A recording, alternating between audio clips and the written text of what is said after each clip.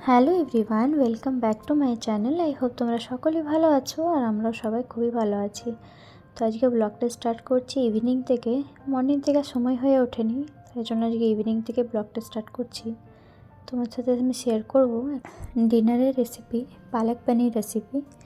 তো প্রথমে দেখো, আমি জলটা গরম করতে দিয়েছি, তার মধ্যে 7-8টা কাজু আর দিয়েছিলাম বেকিং সোডা আর দিয়েছিলাম পালং শাকটা দিয়ে ভালো করে সিদ্ধ করে নিয়েছিলাম। এই বেকিং সোডাটা দিলে কালারটা খুব ভালো থাকে, বয়েল হওয়ার পরেও যখন এটা পেস্ট করবে কালারটা বেশ সুন্দর থাকে।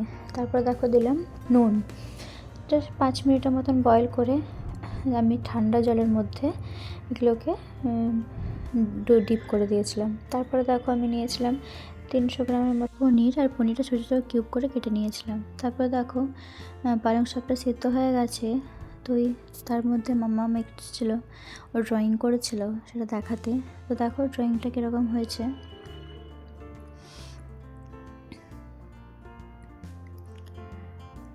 তো পড়তে পড়তে মাঝে মাঝে যখন আমি একটু ব্রেক দিই তখন একটু ড্রয়িংটা করে।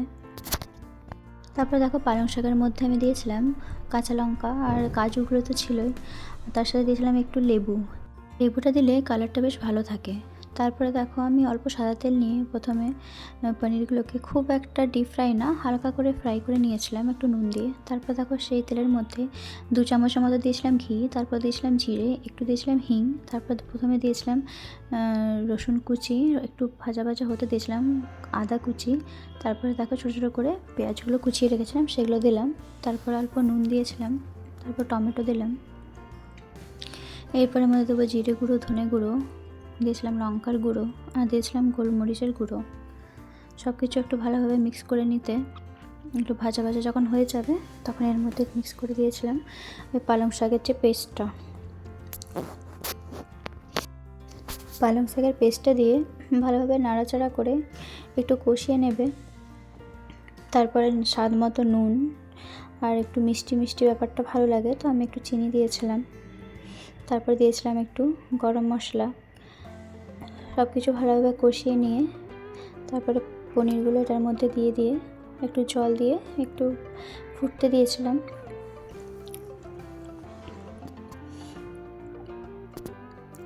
তারপর যখন ফুটে যাবে তারপরে এর মধ্যে দিয়েছিলাম বাটার, আর দিয়েছিলাম ফ্রেশ ক্রিম থাকলে তোমরা দিতে পারো, চাইলে নাও দিতে পারো।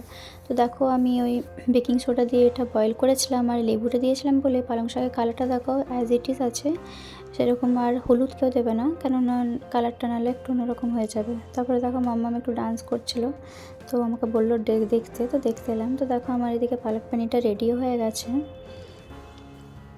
এরপরে পালক পানিরের সাথে প্লেন রুটি তো খেতে একদম ভালো লাগবে না, এই জন্য বানিয়ে নিয়েছিলাম একটু অন্যরকমভাবে একটু পরোটা। তো দেখো প্রথমে অর্ধেকটা যতটা আটা নিয়েছিলাম অতটা ময়দা নিয়েছিলাম, তার মধ্যে দিয়েছিলাম নুন, একটু চিনি, দিয়েছিলাম বেকিং পাউডার, আর দিয়েছিলাম টক দই, আর গরম জল দিয়ে ভালোভাবে মেখে মোটামুটি 1 ঘন্টা আমি রেস্টে দিয়েছিলাম। তারপরে পরোটাগুলো সেঁকে নিয়েছিলাম। তো এই ছিল আজকের আমার ডিনার। তো তোমরা বলো রেসিপিটা কীরকম হয়েছে, আর তোমরা অবশ্যই ট্রাই করে দেখো এভাবে পালক পানির রেসিপি, আর সত্যি বলতে খুব ভালো লাগবে, একদম রেস্টুরেন্টের মতনই।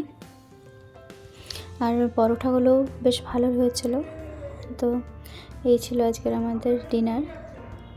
আর যদি আমার ভিডিও ভালো লেগে থাকে তো প্লিজ লাইক, শেয়ার, কমেন্ট করতে ভুলো না। Thank you.